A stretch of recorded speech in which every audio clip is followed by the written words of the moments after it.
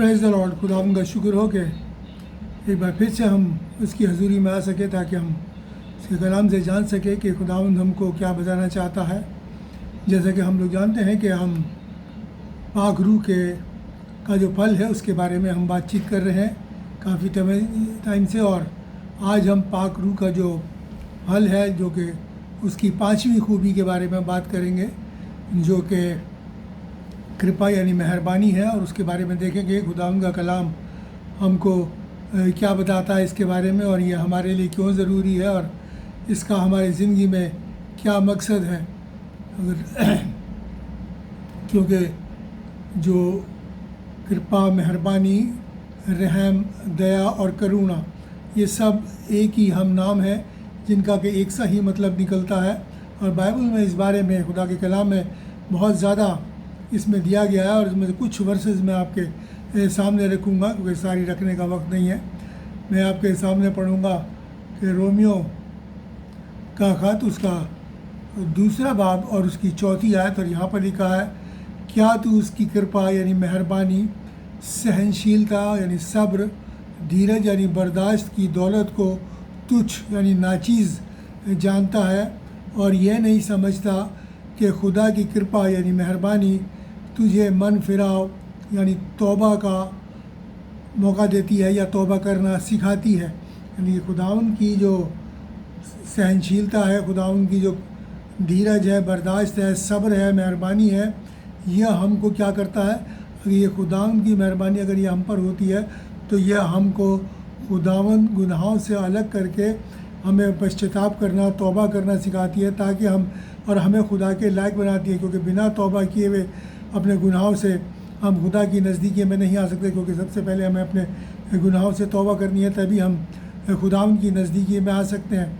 और इस तरीके देखेंगे कि खुदावंद का कलाम और हमको इस बारे में क्या बताता है। अगर हम भजन संहिता ज़बूर 36 की 7वीं आयत पढ़े तो वहाँ पर लिखा है कि आए खुदा तेरी करुणा यानी रहमत इतनी अनमोल बेशकीमती है कि इंसान तेरे पंखों तले यानी तेरे बाजुओं के नीचे पनाह पाता है, शरण लेता है। यानी कि उसकी जो कृपा और जो उसकी रहम है वो हमारे लिए एक तरीके से उस सुरक्षा कवच है, यानी कहना चाहिए तो हिफाजती ढाल है, जो कि हमारे जिसके अंदर जाके हम क्या होता है अपने आप को महसूस करते हैं, अपने आप को सुरक्षित महसूस कर सकते हैं। और इसलिए ये खूबी हमारे मिजाज के अंदर पाई जानी चाहिए, क्योंकि तभी हम अपने आप को महसूस करेंगे। खुदावंद की जो सुरक्षा है, खुदावंद का जो कवच है और वो जो उसकी हिफाजत की ढाल है वो हमारे चारों तरफ बनी रहेगी। इसलिए खुदावंद के कलाम में लिखा है, चाहे सेना भी हमारे चारों तरफ छावनी डाले तो भी हम नहीं डर सकते, क्योंकि फ़ौजें भी हमारे चारों तरफ आ जाए तो भी हमें डरने की ज़रूरत नहीं है, क्योंकि उसकी रहमत और उसकी जो करुणा है, उसकी जो कृपा है वो हमारे ऊपर हमेशा बनी रहती है।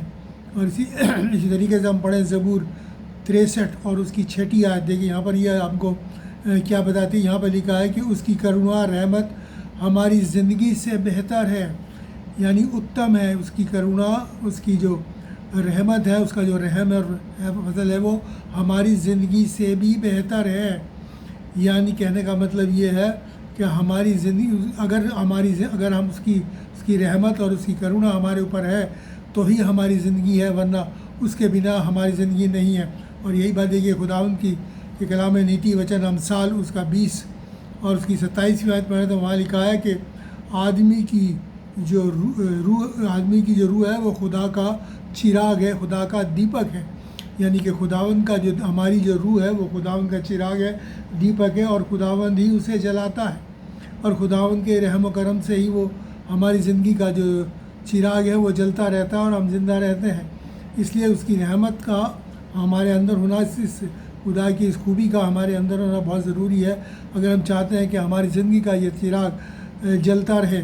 देखिए खुदावंद का कलाम और हमें आगे क्या बताता है, क्योंकि उसके जब तक उसके रहमत के बिना हम एक पल भी नहीं जी सकते। अगर हम पढ़े अय्यूब 18 और उसकी 5वीं आयत, अय्यूब 18 उसकी 5वीं आयत, वहाँ लिखा है कि दुष्टों यानी बदकारों का दीपक चिराग बुझ जाता है, गुल कर दिया जाएगा और उसकी आग यानी लौ यानी उसका जो शोला है वो ना चमकेगा, यानी वो बेनूर हो जाएगा। यानी कि जो बुराई की तरफ जाते हैं, जो खुदावंद से अलग रहते हैं, उनके लिए खुदावंद का कलाम क्या कहता है कि बदकारों का, दुष्टों का, जो बुरे हैं उनका जो दिया है वो बुझा दिया जाएगा, गुल कर दिया जाएगा और उनमें रोशनी नहीं रहेगी और वो बेनूर हो जाएंगे, बिना रोशनी के हो जाएंगे। यानी कि उनकी ज़िंदगी जो है वो ख़त्म हो जाएगी, यहाँ से भी और वहाँ से। बदकारों का वहाँ तो कोई काम ही नहीं है आसमान की बादशाहत में। इसलिए ज़रूरी है कि हम इस बात को अपनी ज़िंदगी में ध्यान दे देंगे और अपनी ज़िंदगी में इस खुदा की इस खूबी को, रूह के फल की जो हम अपने अंदर बनाए रखें, वही ताकि हम ज़िंदगी में अपनी बेहतरी के साथ खुदावंद के हुज़ूरी में जी सकें। और देखिए खुदावंद का कलाम क्या कहता है, अगर हम पढ़ें विलाप गीत यानी नोहा उसका 3 बाब और उसकी 22वीं आयत, वहाँ पर लिखा है कि हम मिट नहीं गए, ये उसकी महाकरुणा यानी रहमत का फल है, क्योंकि उसकी दया, उसकी रहमत लगा अमर है यानी लाजवाल है। उसकी अहमद जो है, उसकी जो रहमत जो है वो अमर है, लाजवाल है। यानी खुदावंद कहने के जब तक खुदावंद की रहम और करम हमारे पर बना है, हम ज़िंदा रहते हैं। और अक्सर हम जानते हैं कि जब कभी भी हम एक दूसरे से मिलते हैं तो हम उससे पूछते हैं कि भाई कैसे हो, तो एक ही जवाब हम देते हैं कि खुदा की कृपा है, उसका रहम है। यानी कि हमारी ज़िंदगी जो है उसका रहम है। इसलिए तो ये बात सच है कि हमें इस चीज़ को, अगर उसके रहम अपनी ज़िंदगी को जीना है और खुदावंद में जीना है और बरकतों के साथ जीना है, तो ज़रूरी है कि हम इस रहम को, खुदावंद के इस कृपा को और इस रूह के फल को, कि इस खूबी को हमें अपने अंदर लेके आना है और इसको हमें अमल में भी लाना है। देखिए खुदावंद का कलाम और क्या कहता है, नीति वचन अमसाल उसका 16वां बाब और उसकी 6ठी आयत, यहाँ पर लिखा है अधर्म यानी कि बदी का प्रायश्चित यानी तौबा, कृपा यानी रहम और सच्चाई से होता है, और खुदा का खौफ मानने से लोग बुराई से यानी बदी से बच जाते हैं। यानी कि अगर हमारे अंदर खुद कृपा नहीं होगी, रहम नहीं होगा, तो लिखा है कि अधर्म बदी का ये तौबा है, प्रायश्चित है, वो कृपा, रहम और सच्चाई से होता है। यानी कि अगर हमारे अंदर रहम नहीं है, और ये कैसे है ये बात कि रहम से क्यों हमारी जो प्रायश्चित तौबा होगा, जो आगाज़ होता है, वो इसलिए कि वो हम आगे देखें खुदा के कलाम में, खुदा ने इस बात को आगे भी अपने कलाम के अंदर खोला है। और खुदा का खौफ मानने के ज़रिए हम क्या होता है, बुराई से बच जाते हैं। कि वो इंसान जो खुदा का खौफ मानता है वो कभी भी बुराई की तरफ कदम नहीं बढ़ाएगा, और वो हमेशा जब भी उसके सामने आजमाइश आएगी तो वो उससे आजमाइश के ऊपर जय पाएगा और उससे दूर भागेगा और उसे अपने ऊपर हावी नहीं होने देगा। इसलिए खुदा का जो रहमत है, खुदा का जो कृपा है, वो हमको क्या करती है, रास्तबाजी की राह पर, धार्मिकता की राह के ऊपर लेके जाती है और हमें खुद रास्तबाज बनाती है। और ये बहुत बड़ी बात है कि और कितनी बड़ा इसका असर हमारी ज़िंदगियों में होता है कि हम इस रहम के द्वारा, इस कृपा के द्वारा उस रास्तबाजी को इख्तियार करते हैं जो खुदाम की। देखे खुदाम का कलाम और हमको क्या कहता है, खुदाम के कलाम में देखेंगे। अगर हम 2 कुरिन्थियों और उसका 5वां बाब और उसकी 21वीं आयत पढ़ें, 2 कुरिन्थियों उसका 5वां बाब और उसकी 21वीं आयत पढ़ें, तो वहाँ लिखा है कि उसमें होकर हम खुदा की धार्मिकता यानी रास्तबाजी बन जाते हैं। उसमें होकर यानी मसीह में होकर हम खुदा की धार्मिकता और रास्तबाजी बन जाते हैं। यानी कि खुदा के, अगर हम इस कलाम के मुताबिक अपनी ज़िंदगी को बसर करें तो हम कौन सी रास्तबाजी इख्तियार करते हैं, वो रास्तबाजी जो खुदा की है।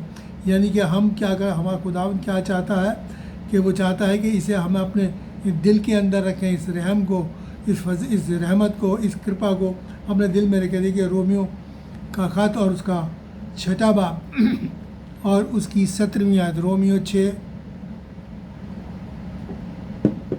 और उसकी 17वीं आयत। और यहाँ पर देखिए लिखा है कि लिखा कलाम क्या कहता है, खुदा का शुक्र हो कि हम दिल से उस उपदेश यानी तालीम के मानने वाले हो गए जिसके सांचे में डाले गए थे। हम दिल से, यानी कि अगर हम इस कलाम के मुताबिक ज़िंदगी बसर करते हैं, इस जो तालीम हमको दी जा रही है, आज भी अभी भी दी जा रही है और आगे हम हमेशा दी जाती है मनादों के ज़रिए, कि वो लिखता है कि हम क्या हो जाता है, हम मानने से हम जिस उस मानने वाले हो गए और जिस सांचे में डाले गए, किस सांचे में हम डाले गए। ये सबसे बड़ी बात है कि हमें सोचना है कि कल हम किस सांचे में बांटे। खुदावंद ने अपनी अपनी शक्ल और सूरत में बनाया, यानी कि हम उस शक्ल और सूरत को फिर से इख्तियार करते हैं, और वो शक्ल और सूरत जिस सांचे में हम डाले गए थे वो सांचा मसीह है। यानी हम खुदावंद मसीह की छवि और सूरत, शक्ल और सूरत के अंदर हम डाले गए थे। और जब हम इस कलाम के मुताबिक अपनी ज़िंदगी को बसर करते हैं, जैसे कि मैंने लिखा है कि खुदा का शुक्र हो कि हम दिल से उस उपदेश यानी तालीम के मानने वाले हो गए जिसके सांचे में डाले गए थे। यानी कि हम जिस सांचे में डाले गए थे वो सिर्फ ये शक्ल, जिस्मानी शक्ल नहीं थी, मगर हमारी खासूसियतें, हमारी विशेषताएं, यानी कि हमारे अंदर खुदा की खूबियाँ भी पाई जानी चाहिए। और जब ये खूबियाँ हमारे अंदर आती हैं तो हम शक्ल में भी और खूबियों में भी और मिजाज में भी हम क्या होते हैं, उस सांचे में डाले जाते हैं, अपनी उस शक्ल को इख्तियार कर लेते हैं जिस सांचे में हम डाले गए थे। यानी अपनी गुनाह से पहले वाली जो हमारी पोजीशन है हम उसके अंदर आ जाते हैं, हालत है उसमें आ जाते हैं। और ये हमारे लिए खुदा का एक तरीके से बहुत बड़ी बरकत है जो खुदा ने हमको दी है कि हमें चाहता है कि हम फिर से मसीह के सांचे में डाल जाएँ। क्योंकि जब तक हम मसीह के सांचे में नहीं ढल जाते हम आसमानी बादशाह को नहीं देख सकते। और ये कलाम हमको दिया ही इसलिए गया है कि हम अपने आप को उस सांचे में डाल लें, इसके मुताबिक चलने के ज़रिए हम इस सांचे में डाल लें। और खुदा का कलाम ये जो मेरे और आपको दिया गया है, हमें ये जानना है कि हमें एक कृपा जो है, हमें सिर्फ ये नहीं कि ये तो खुदा ने मैंने अभी हमने जो कुछ भी पढ़ा कलाम से वो खुदा का रहम था, खुदा की कृपा थी, खुदा का फजल था, खुदा की दया थी जो उसने हम पर करी और हम मसीह के सांचे में ढलने के लायक हो जाए। लेकिन ये सिर्फ इसी बात से नहीं कि खुदा हम पर करे, लेकिन हमें भी ये रहम, ये कृपा, ये दया जो है हमको भी क्या करना है, दूसरों पर भी करनी है, आपस में एक दूसरे के ऊपर भी करनी है। और ये खुदा का कलाम कहता है, इसको देखेंगे जब हम ये ऐसा करेंगे तभी ये जो मशहद कलाम जो है वो हमारे अंदर कामिल होगा, हमारे अंदर सिद्ध होगा। अगर हम पढ़ें मती की इंजील उसका 6 बाब और उसकी 14 और 15 आयत, मती की इंजील उसका 6 बाब और 14 और 15 आयत, इसलिए अगर तुम लोगों के कसूर यानी अपराध माफ़ करोगे तो तुम्हारा आसमानी बाप भी तुम्हें माफ़ करेगा, और अगर तुम लोगों के कसूर यानी अपराध माफ़ ना करोगे तो तुम्हारा बाप भी तुम्हारे कसूर माफ़ ना करेगा। मतलब ये कि ये रहम हमें उन पे भी करना है जो हमारे खिलाफ जिगर इन्होंने कुछ किया है, कोई कसूर किया है, कोई ऐसी बात की है तो हमें उन्हें माफ़ करना है। रहम का मतलब ये होता है कि माफ़ करना है, उन पर कृपा करनी है, मेहरबानी करनी है कि हम उनसे कोई लड़ाई झगड़ा या कोई ऐसी बात मुँह से नहीं निकालें कि जिससे कि हम गुनाह में पड़ जाए। यानी कि हमें उन्हें माफ़ करना है खुदा। और अगर हम ऐसा करेंगे इसका एक बहुत बड़ा फ़ायदा यही है, ना सिर्फ उनके गुनाह हम माफ़ करेंगे बल्कि खुदावंद कहता है कि तुम्हारे भी माफ़ होंगे। और ये माफ़ करने वाला खुद खुदावंद है। और खुदावंद अपने कलाम को हमेशा हमेशा पूरा करता है। वो कभी भी ऐसा नहीं करता कि वो कुछ बात को कह दे और पूरा न करे। उसका कलाम कहता है कि वो जब को जो कुछ वो करना चाहे तो उसे कौन रोक सकता है, और वो ये करना चाहता है। इसीलिए उसने हमें ये बताया कि हम अगर दूसरों के गुनाहों को, कसूरों को माफ़ करेंगे तो हमारे भी माफ़ किए जाएंगे। और जिसके दिल के अंदर ये कृपा या रहम होगा वही इस काम को कर पाएगा, वरना दूसरा इंसान नहीं कर सकता। यानी कि रूह के फल की ये खूबी जिसके अंदर होगी वही दूसरों के गुनाह को माफ़ कर पाएगा। वरना आजकल तो लोगों को हम देखते हैं कि अगर कोई किसी के खिलाफ़ कुछ कर देता है तो उसका सोचते हैं कैसे ज़्यादा से ज़्यादा उससे बदला लें। हमें ऐसा नहीं करना, क्योंकि हमारे खुदा का कलाम हमें ये बताता है और हमें उसी के मुताबिक अपनी ज़िंदगी को बसर करना है। अगर हम ऐसा करते हैं तो फिर हम खुदा से अपने आप को दूर कर लेते हैं। और देखिए खुदा का कलाम और हमें क्या कहता है। अगर हम याकूब और उसका 2 बाब और 13वीं आयत पढ़ें तो वहाँ पर लिखा है कि जिन्होंने रहम यानी दया नहीं करी उनका इंसाफ न्याय जो है बिना रहम के और दया के होगा, क्योंकि दया यानी रहम जो है इंसाफ के ऊपर जयवंत होती है, गालिब होती है। यानी कि अगर हम किसी के ऊपर दया या मेहरबानी नहीं करेंगे, रहम नहीं करेंगे, तो फिर हमारे ऊपर भी रहम नहीं किया जाएगा। अगर हम चाहते हैं कि न्याय के दिन, अदालत के दिन जब खुदा हम आएगा, खुदा मसीह और अदालत लगेगी, खुदावंद हमको रहम करे और हमारे गुनाहों का हिसाब ना ले, लेखा ना ले, तो मेरे और आपको भी ज़रूरी है कि हम दूसरों को भी रहम करें और इस खूबी के मुताबिक अपनी ज़िंदगी को बसर करें और इसको अपनी ज़िंदगी में आज़माएँ कि अगर ऐसा हमारे सामने कभी कोई करता है कसूर तो हम उसको माफ़ करें। देखिए खुदावंद का कलाम और हमको क्या कहता है, अगर हम पढ़ें नीति वचन अमसाल उसका 19वां बाब और उसकी 22वीं आयत, तो यहाँ पर लिखा है, इंसान दया यानी रहम करने से चाहने लायक हो जाता है। इंसान रहम करने से, दया करने से चाहने लायक होता है। किसके? खुदावंद के चाहने लायक हो जाता है, यानी कि हम खुदावंद की मर्ज़ी के मुताबिक बन जाते हैं। अगर पाक रूह की ये खूबी बल्कि हमारे अंदर है तो हम खुदा के चाहने लायक हो गए, यानी कि हम खुदा के पसंदीदा हो गए। अगर हम खुदा के पसंदीदा हैं तो फिर समझ लीजिए कि हमारे लिए यहाँ भी खुदावंद है और वहाँ भी खुदावंद है, यानी आसमानी बादशाह भी हमारी है और ये ज़िंदगी भी हमारी है। यानी कि हमारे लिए किसी भी भली वस्तु की, किसी भी अच्छी चीज़ की कभी कोई कमी नहीं होगी। और देखिए खुदावंद का कलाम और हमको क्या कहता है, अगर हम इसलिए नीति वचन अमसाल उसका 21वां बाब और उसकी 21वीं आयत पढ़े तो वहाँ पर लिखा है कि धर्म यानी सदाकत, कृपा यानी रहम का पीछा कर, जो कृपा और रहम का, सदाकत का पीछा करता है वो ज़िंदगी, सदाकत, धर्म और इज़्ज़त पाता है। यानी कि ये सब चीज़ें, बरकतें खुदावंद से हमको मिलती हैं अगर ये रहम, ये कृपा मेरे और आपके अंदर पाई जाती है, तो यह सब चीज़ें खुदावंद से हमको मिलती है, खुदावंद हमको देता है। और जब खुदावंद हमको कुछ देता है तो वो लिखा है, कलाम बताता है, उसमें कभी वो दुख नहीं बनाता। ये वो आसमानी दौलत है जो खुदावंद से हमको मिलती है अगर हम इस रहम को अपनी इस ज़िंदगी के अपनाते हैं। अगर हम पढ़ें मीका नबी की किताब उसका 6वां बाब और उसकी 8वीं आयत, वहाँ पर लिखा है कि आ इंसान, वो तुझे बता चुका है कि अच्छा क्या है, खुदा तुझे इससे छोड़ और क्या चाहता है कि तू न्याय यानी इंसाफ से काम करे, रहमदिली यानी कृपा से मोहब्बत रखे और अपने खुदा के सामने नम्रता यानी फिरौतनी से चले। खुदावन यही चाहता है मेरे और आपसे कि हम इस रहम के को अपनी ज़िंदगी में अपना लें, इस पर अमल करें। और जो अगर खुदा चाहता है अगर वो हम करते हैं तो यही हमारी अक्लमंदी, और ये काम सिर्फ अक्लमंद इंसान ही कर सकता है। और ये देखिए, ये मैं नहीं बल्कि खुदावन का कलाम मेरे और आपको बताता है। अगर हम ज़बूर भजन संहिता 107 की 13 पढ़े तो वहाँ लिखा है कि जो अक्लमंद है वो इन बातों पर ध्यान करेगा यानी गौर करेगा और खुदा की रहमत यानी कृपा की बातों पर ध्यान करेगा, गौर करेगा। यानी कौन जो अक्लमंद है? मैं सोचता हूँ कि हर एक ईमानदार अक्लमंद है और हर एक ईमानदार को समझदारी से चलना चाहिए। और समझदारी इसी में है कि हम इस बात पे अमल करें, खुदा की इस खूबी को, पागरू की अपने अंदर खुदा अपने दिल और दिमाग के अंदर बसा लें और उसकी नज़दीकी में रहें, क्योंकि उसी की नज़दीकी में रहना हमारे लिए फ़ायदा है। और हम लोग जो है हिफाजत में रहेंगे, सुरक्षित में रहेंगे। हमारी ढाल जो खुदा मसीह है हमारे सामने हमेशा रहेगा।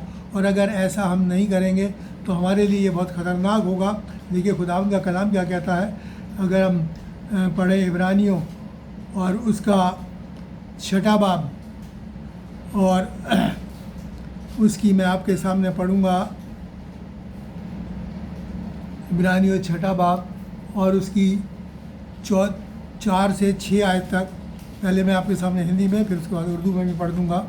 यहाँ पर लिखा है, क्योंकि जिन्होंने एक बार ज्योति पाई और जो स्वर्ग के वरदान का स्वाद चख चुके हैं और पवित्र आत्मा के भागी हो गए और परमेश्वर के उत्तम वचन का और आने वाले युग की सामर्थ का स्वाद चख चुके हैं, अगर वो भटक जाए तो उन्हें मन फराव के लिए फिर नया बनाना अनहोना है, क्योंकि वे परमेश्वर के पुत्र को अपने लिए फिर से क्रूस पर चढ़ाते और प्रकट रूप में उस पर कलंक लगाते हैं। और आपके सामने इसको फिर से उसमें उर्दू में भी आपके सामने पढ़ दूँ। यहाँ पे लिखा है, नामुमकिन है कि जिन्होंने बहाल करके दोबारा तौबा तक पहुँचाया, जिन्हें बहाल करके उन्हें दोबारा तौबा तक पहुँचाया जाए, जिन्होंने अपना ईमान छोड़ दिया हो उन्हें एक बार खुदा के नूर में लाया गया था और उन्होंने आसमान की नेमत का मज़ा चख लिया था और वह रूल कुदूस में शरीक हुए। उन्होंने खुदा के कलाम की भलाई और आने वाले ज़माने की ताकतों का तजुर्बा किया। फिर उन्होंने अपना ईमान छोड़ दिया। ऐसे लोगों को बहाल करके दोबारा तौबा तक पहुंचाना नामुमकिन है, क्योंकि ऐसा करने से वो खुदा के फर्जंद को दोबारा मसलूब करके और उसे लानतान का निशाना बना देते हैं।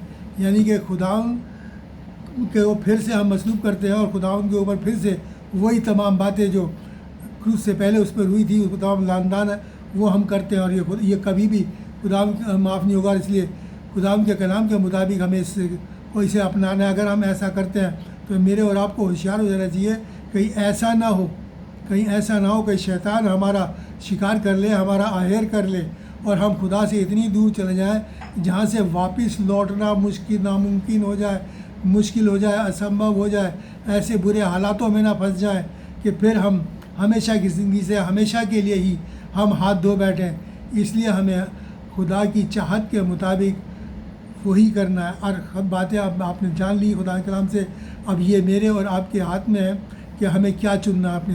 अब चुनाव हमारे हाथ में है कि हमें क्या चुनना है।